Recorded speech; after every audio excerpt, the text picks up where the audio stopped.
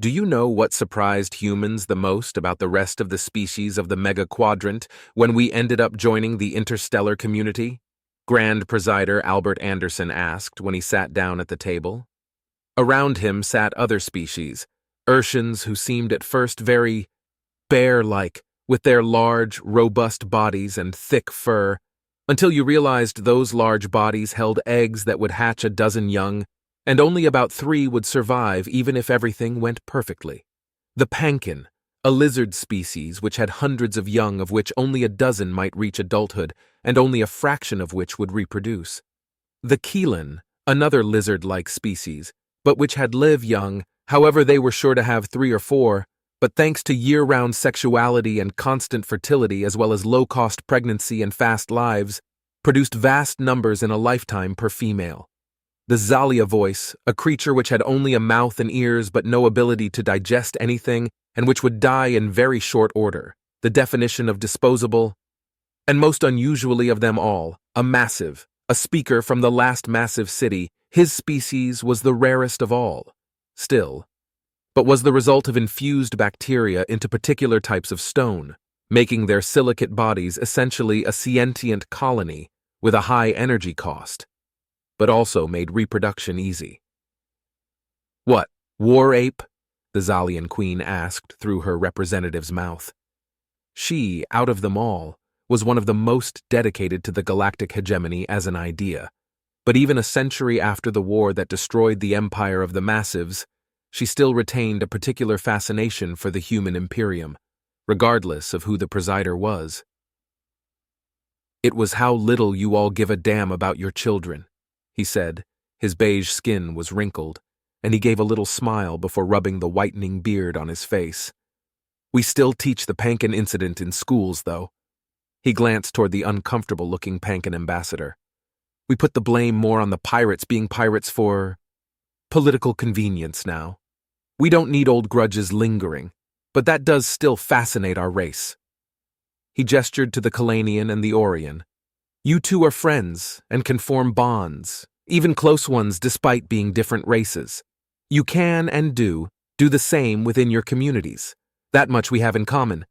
But nobody here forms meaningful bonds with their young except us." He shook his head.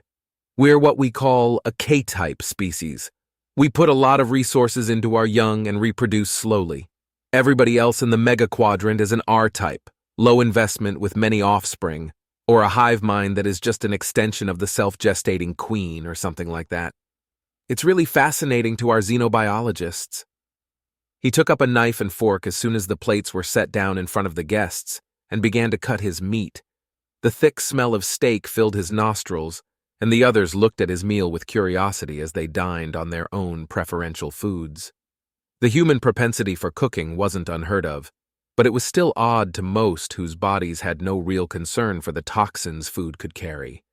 It made war ape dominance a greater curiosity still when they thought of how many natural vulnerabilities the humans seem to have. For us, children are worth dying for. Even enemies may feel pity for the young of those they kill. One of our most famous films featured an early war in which a young man promised to look after the children of the very man he killed. A child who dies, never marries, never has a first time with another person, never marries, never experiences the wonder grandchildren. A great deal is lost when a child dies. Your race is similarly curious. Remember, if we're the norm, war ape, you are the curiosity." The Zalia queen pointed out, and the human inclined his head toward her. "You speak the truth, and that curiosity, whatever the cause, brings us all here today, among the stars, in a station on the edge of the mega quadrants, into contact with one another. Curiosity is the foundation of civilization, in my view," the Grand Presider said, and waited for argument. None came. "But that also leads us into danger, and that danger is out there." He pointed to a window into outer space. It led out into the empty vastness of the dark, in the direction from which no one had ever returned. It was the massive speaker who addressed the issue. "You speak of the void. My race tried to cross it for centuries in search of resources. Nothing comes back from there." "Exactly right." the Grand Presider said and took a sip of red wine. The tart flavor exploded on his tongue. That is why this space station is here, to monitor out there, and to serve as a lookout, an early warning system in case anything comes back this way. Did something? The massive speaker asked. Yes, the Grand Presider said, and the guests hushed. They ceased chewing, sucking, licking, and absorbing. Those who used implements dropped them with a clatter to their bowls and plates and cups. We managed to draw back one of your ships, what was left of it.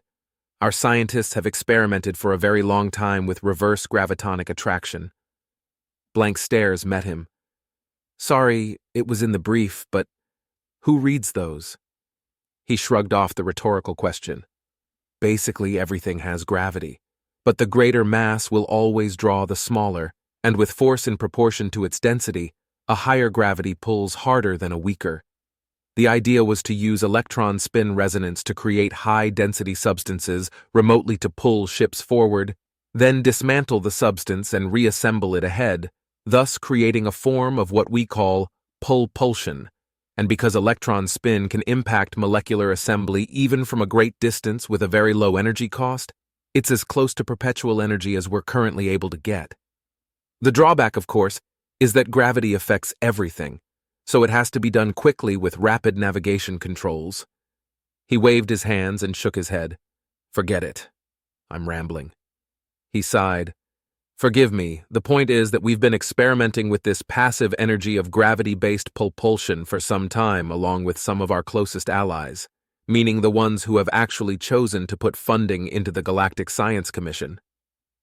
He let that hang while some of those at the table mentally began wondering how much they should reallocate out of their budgets.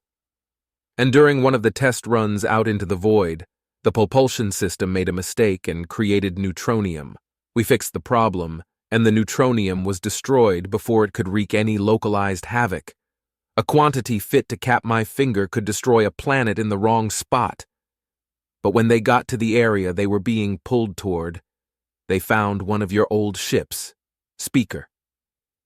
The Massive looked down at the human and leaned forward. Name the vessel. I will tell you what I can, War Ape. XGO24601, the Grand Presider replied. The Massive Speaker pulled up the virtual console tied to his homeworld and began to type on keys nobody could see. A moment later, he was addressing the human. A prison ship, 600 of your years ago, one of our early attempts at entering the void. The crew was dead, but more notably large parts of the ship were, how should I put this? Fossilized, I suppose. Or, how did the eggheads put it? He cleared his throat. The structure of the ship was encased in so much accumulated space dust and debris that the ship itself was rendered unnoticeable to the naked eye until it crashed into something that knocked some of the material loose. Our ship was buried in space? The Massive Speaker asked. The Grand Presider nodded. Yes, more or less. If, as you say, it was only 600 of our years ago, there's no way it could have happened so quickly, not by any known means. According to one scientist, if it hadn't been pulled free of wherever it was, given a few thousand more years, it might have become a small moon. So either there is an unknown natural phenomenon out there, the likes of which we've never even put on the drawing board, or some intelligent species is playing around with time itself. I called you all here because you each have either first-hand knowledge of the void, or you have colonies on the outskirts along with us. You have a vested interest in this beyond the rest of the galactic hegemony. You'll be given all the information we have, and then in a few days we'll decide how we proceed. Grand Presider Anderson took a bite out of his steak again and noticed his plate had become tragically empty. Weaponizing time is actually a pretty good idea. If it can be done, the rest of them are probably thinking the exact same thing I am, I suppose, and can't wait to learn what's out there. He thought, and put a smile on his face as he reached out for his cup to finish the last of his wine. I need a translation for "you done fucked up" as soon as possible, Admiral Istkan said. As the 9th Admiral of the outermost system of the Xlacta Hegemony, he followed his protocols to the letter. When coming across a new race that has yet to offer resources to the homeworld, destroy the outermost colony of the offender, and offer their authorities the chance to submit after a display of might. In this case, it was a small colony belonging to a bipedal species that identified itself as Homo sapiens on first contact before his salvo obliterated them. "You done fucked up" was their last transmission to him before his second salvo killed what was left. The colony was an isolated one near very rare, stable wormhole. The world was almost worthless. The only thing it had to offer was a superabundance of plant life. It was poor in minerals, small, and had no worthwhile animal life. More importantly, probes sent through the wormhole reported nothing for hundreds of light years, not even a space station. They were still reporting nothing the day they disappeared and stopped transmitting. "Sir," the antennae of his language expert wiggled a little as he spoke. The red carapace glinted in the faint glow of the lights. His mandibles clicked together as he spoke. "There is no direct translation. At first glance, it seems they wanted to come up and have sex with us, but that can't be right. I believe that they were using sex as a metaphor for mistake, that we made a mistake of some sort. Could it be that they have already offered tribute to the homeworld?" The Admiral ruled that out immediately. He read the reports thoroughly before every new encounter, and none of their ships had come out this way in years, let alone encountered this race. A funny-looking soft body like that one would have been remembered. "I wonder how they survive." He dismissed the idle question and sent the transmission off to the homeworld. Per protocol, a science vessel would be dispatched to evaluate the remnants. Istkan gave it no more thought for months until he received his courtesy copy of the report detailing the findings on the colony world he had obliterated. Self-repairing bodies, bones growing through their sound holes and stained with meat, muscle total pull capacity exceeding 17 tons if they could pull in the same direction, entertainment featuring primitive gods and demons, lots of violence. Mildly interesting, but no more noteworthy than any of the other subject species which must tribute the hegemony. Istkan gave it no more thought again for 2 more years until he turned on his view screen at his desk one day and saw the face of their emperor. "Istkan, Fleet Admiral, you are the one who destroyed the bipedal colony of Homo sapiens 2 years and 2 months and 6 weeks ago?" The Emperor skipped all formality, a shocking departure from protocol, but he at least kept the ordering of events by timeline. "I did," he answered, but he was cut off from anything more. "They have responded." The Emperor's antennae flitted about madly as the view changed. The wormhole was open again, and through it poured a sea of white ships, each of them dozens and dozens of times larger than his flagship. The transmission of the Homo sapiens came on screen. "This is Admiral Trieu, Fleet Commander for the Great Teran Amalgam. By order of the Interstellar Senate, the protected status of your empire is now forfeit. For centuries we have left you alone so that we would not impede your natural development. However, due to your wanton and unprovoked aggression, you are hereby ordered to stand down your fleet at once and offer surrender and begin negotiations for a peace settlement that will ensure this never happens again. This will, of course, include the liberation of all tribute states, which will be placed under the protection of the Teran Amalgam immediately. We who command 100 systems are to be—" Istkan's words might not have been audible to the Teran, but they might as well have been. The Teran's face vanished and a map appeared on screen. For a moment, Emperor and Admiral alike swelled with pride as the map of their empire appeared so grand and glorious in its bright red shade. Then the tribute states, dozens of single worlds or small numbers of minor civilizations having 2 or 3 worlds or systems. But as the map zoomed out, it reached the wormhole. Then the view changed, and the Teran Amalgam came into view. It grew and grew and grew and grew and grew, until it was a great mass of blue, an ocean to the Hegemony's raindrop. "Make your choice, hostiles, or we will make it for you." The Admiral killed the transmission, and Istkan's antennae flailed about as he recalled the last transmission of the little colony. They were right, he thought, and from the way the Emperor's antennae moved, he knew it too. With the recovery of the lost massive ship, the Mega-Quadrant's contributions to the scientific research division of the Hegemony was practically doubled almost overnight. Research into time manipulation began in earnest. The first devices were simple. They were spinning things orbiting a small chamber, and at first there were differences of mere microseconds. Later, models included motion and efforts at manipulating light speed manipulation brought about differences of minutes. But the breakthrough came not from propulsion or motion studies, but rather from the study of black holes where the gravity of these collapsed stars slowed down time close to the event horizon while it went on normally around it. Unsurprising to the rest of the hegemony, Teran fanaticism and work obsession, the evident routine of one of the rare active hunting species to evolve intelligence, led the way. The scientists of other hegemony member species continued to expand as the Teran spearpoint forged ahead, like an arrow which was narrow at the tip and wider at the base. It pried into the flesh of ignorance and forced the universe to surrender up its secrets. And in this way, the truth was revealed. True to form, it was the Teran Grand Presider who made the announcement. Speaking into view screens that would be seen from one corner of the mega-quadrant to the other, and to an audience of many member races which were present on the station where rule over their segment of the galaxy was emanated, high spirits were everywhere. At long last, the mystery of the barrier void was solved. A new frontier was to be opened for all. I won't bore you with a long-winded speech. The scientists who did their jobs, did them well, and have earned eternal fame in their fields, all to be remembered as they should be, for opening up to us the way forward into the grand unknown, like our many ancestors who first took all of us to space. To commemorate their work, all their names should be etched in stone monuments at every aerospace university in the hegemony. The Grand Presider couldn't hear the cheers of scientists from world to world, or see the shining eyes of the watching youth whose ambitions shifted unexpectedly in one moment.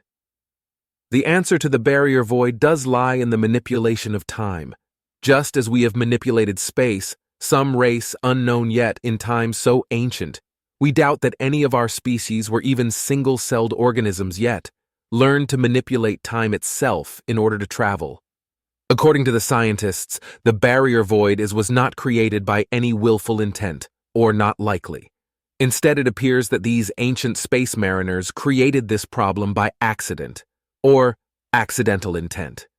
Theoretically speaking, if they attempted to manipulate time in the wrong way, the fabric of time within space-time could be warped to a permanent acceleration, making crossing it an arduous and even impossible task. Since our existing warp drives are trying to warp space-time, and the time itself is already warped, failure was inevitable. As he explained, a pin dropping could have been heard in any watching room in the known universe, the energy built in every living body capable of it, as they waited with bated breath for the grand reveal. Now that we know what the problem is, we also have two solutions.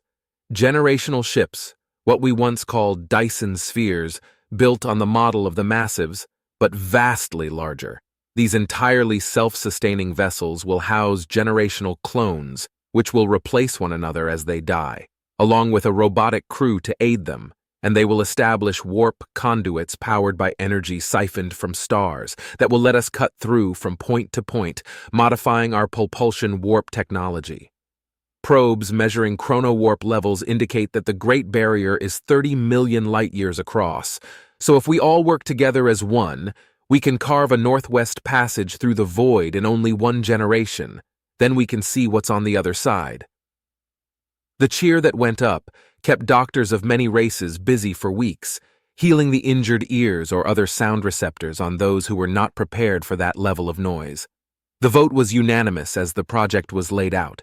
Even reticent peoples were enthusiastic in their contributions, and the Dyson Sphere development crews had no shortage of support, from everything from the Zalia Voice to even Pankin protectorates.